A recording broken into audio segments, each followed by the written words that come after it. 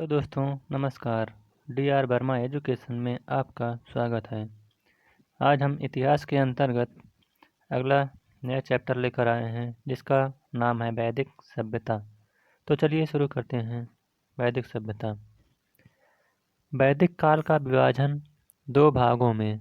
Number 1 Rig वैदिक काल, जिसका समय 1500 से 1000 ईसा पूर्व, तथा दूसरा नंबर उत्तर वैदिक काल, जिसका समय 1000 से 600 ईसा पूर्व में किया गया। आर्य सर्वप्रथम पंजाब एवं अफगानिस्तान में बसे। मैक्स मूलर ने आर्यों का मूल निवास स्थान मध्य एशिया को माना है। आर्यों द्वारा निर्मित सभ्यता वैदिक सभ्यता कहलाई। आर्यों द्वारा विकसित सभ्यता ग्रामीण सभ्यता थी। आर्यों की भाषा संस्कृत थी। आर्यों के प्रशासनिक इकाई आरोही क्रम से इन 5 भागों में बटा था: कुल, ग्राम, विष, जन और राष्ट्र। ग्राम के मुखिया ग्रामणी एवं विष का प्रधान विषपति कहलाते थे। जन के शासक को राजन कहा जाता था। राज्य अधिकारियों में पुरोहित एवं सेनानी प्रमुख थे। सूत, रथकार तथा कम्माद नामक अधिकारी रत्नी कहे जाते थे। इनकी संख्या राजा सहित करीब 12 हुआ करती थी।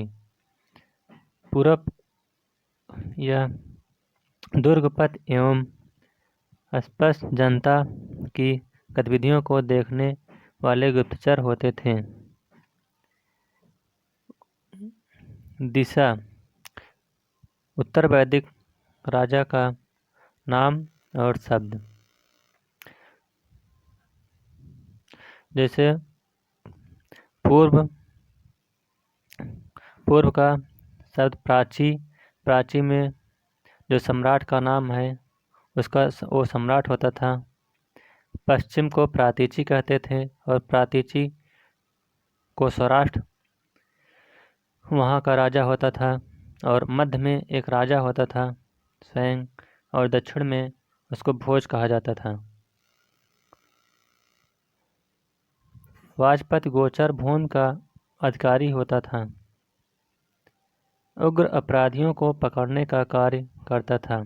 यानी उग्र जो था वह अपराधियों को पकड़ने का कार्य करता था। सभा एवं समिति राजा को सलाह देने वाली संस्था थी। सभा श्रेष्ठ एवं संभ्रांत लोगों की संस्था थी, जबकि समिति सामान्य जनता का प्रतिनिधित्व करती थी। इसके अध्यक्ष को ईशान कहा जाता था। युद्ध में कबीले का नेतृत्व राजा करता था। युद्ध के लिए गविष्ठ शब्द का प्रयोग किया गया है, जिसका अर्थ है गायों की खोज करना। 10 राग युद्ध का उल्लेख ऋग्वेद के 7वें मंडल में है।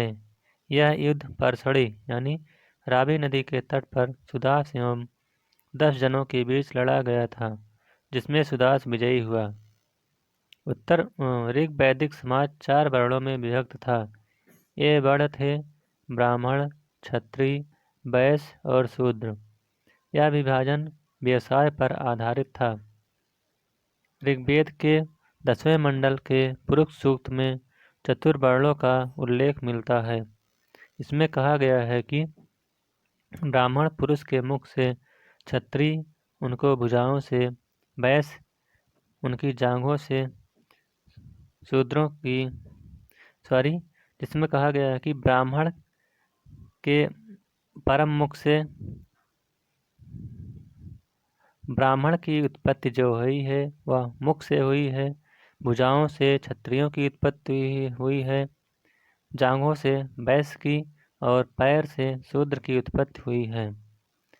आर्यों का समाज पितृप्रधान था। समाज की सबसे छोटी इकाई परिवार या कुल थी, जिसका मुखिया पिता होता था, जिसे कुलप कहा जाता था। उपनिषदों की कुल संख्या 108 है। पुराणों की संख्या 18 तथा वेदांग की संख्या 7 है। स्त्रियां इस काल में अपने पति के साथ यज्ञ कार्य में भाग लेती थीं। बाल विवाह एवं पर्दा प्रथा का प्रचलन नहीं था। विधवा अपने पृथक पति के छोटे भाई यानी देवर से विवाह कर सकती थी। स्त्रियां शिक्षा ग्रहण करती थीं। ऋग्वेद में लोपामुद्रा, घोषा, सिक्ता, अपाला एवं विश्वास जैसी विदुषी स्त्रियों का वर्णन मिलता है। जीवन भर अविवाहित रहने वाली महिलाओं को अमाजु कहा जाता था। आर्यों का मुख्य पेय पदार्थ सोम रस था। यह वनस्पति से बनाया जाता था। आर्य मुख्यतः 3 प्रकार के वस्त्रों का उपयोग करते थे: वास, अधिवास और उसड़ी। अंदर पहनने वाले कपड़े को नेबी कहा जाता था। आर्यों के मनोरंजन के मुख्य साधन थे संगीत, रथ दौड़, घुड़दौड़ और दूत क्रीड़ा। आर्यों का मुख्य व्यवसाय पशुपालन एवं कृषि था। गाय को अघन्या न मारे जाने योग्य पशु की श्रेणी में रखा गया था। गाय की हत्या करने वाले या उसे घायल करने वाले के लिए वेदों में मृत्युदंड अथवा देश से निकाले की व्यवस्था की गई है। आर्यों का प्रिय पशु घोड़ा एवं सर्वाधिक प्रिय देवता इंद्र थे। प्रमुख दर्शन एवं उसके प्रवर्तक, यानी कौन कौन से प्रवर्तक किन दर्शनों के हैं, तो एक तरफ दर्शन है और दूसरे तरफ प्रवर्तक। चारवाक दर्शन के प्रवर्तक चारवाक हैं। योग दर्शन के प्रवर्तक पतंजलि हैं। सांख्य दर्शन के प्रवर्तक कपिल हैं। न्याय दर्शन के प्रवर्तक गौतम हैं। पूर्व मीमांसा दर्शन के जैमिनी हैं। उत्तर मीमांसा दर्शन के प्रवर्तक बादरायण हैं। आर्यों द्वारा खोजी गई धातु लोहा थी, जिसे श्याम अयस्क कहा जाता था।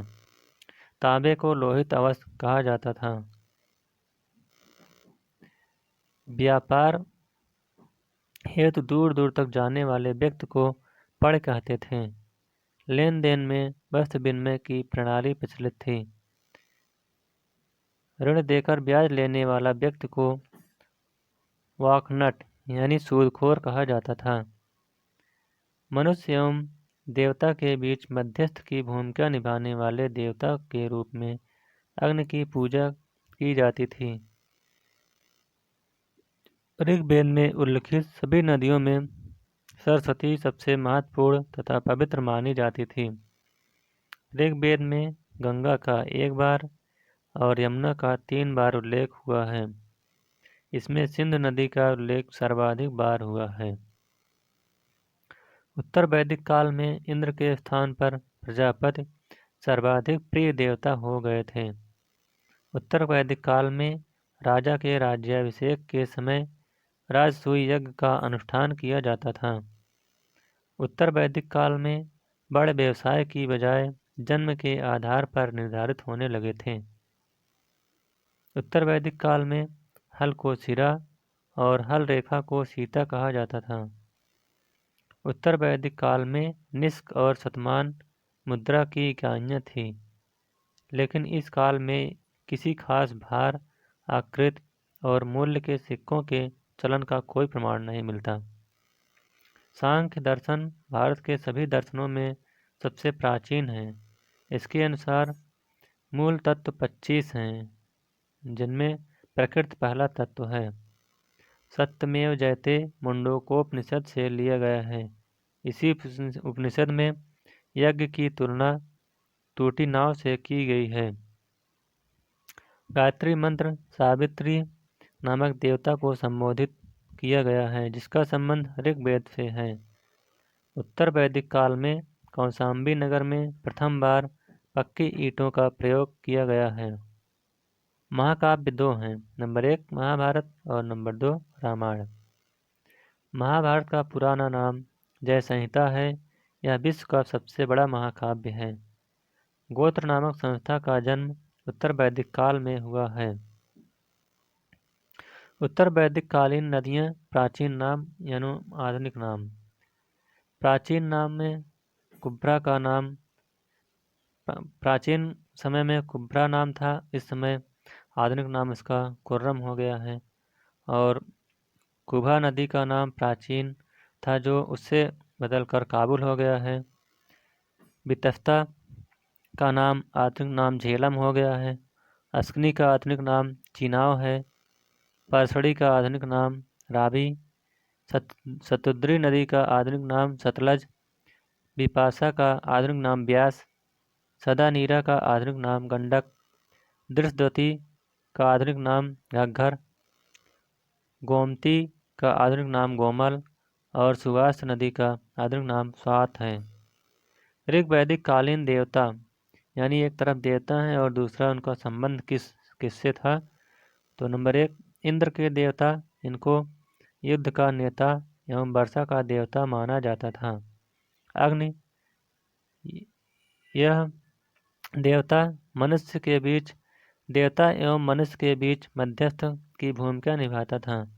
वरुण, पृथ्वी पर सूर्य के निर्माता, समुद्र का देवता, विश्व के नियामक एवं शासक, सत्य का प्रतीक, ऋतु परिवर्तन एवं दिन रात का कर्ता माना गया है। धव जो है यह आकाश का देवता सबसे प्राचीन है। और सोम, यह वनस्पति देवता हैं। उषा, यह प्रगति एवं उत्थान के देवता हैं। अश्विनी, यह विपत्तियों को हरने वाले देवता हैं। पूषण, यह पशुओं के देवता हैं। विष्णु, यह विश्व के संरक्षक एवं पालनकर्ता हैं। और मारुत, यह आंधी एवं तूफान के देवता हैं। तो इस प्रकार से वैदिक सभ्यता का यह पाठ समाप्त होता हुआ। अगर ये वीडियो आपको अच्छा लगे तो वीडियो को लाइक, शेयर और चैनल को सब्सक्राइब करिएगा। Thank you.